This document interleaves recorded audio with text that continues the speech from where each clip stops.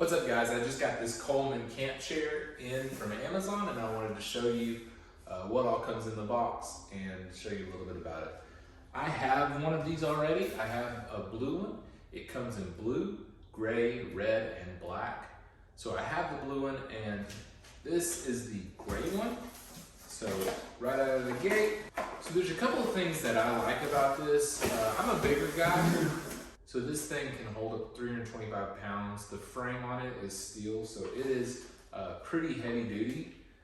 So first things first is that it comes in a carrying case, just like a lot of camp chairs. It's a bag chair. So it comes in a carrying case. So there it is. And here we go. So first of all, it's got kind of a wider base than most camp chairs do. And you can see already here is one of the features that it comes with.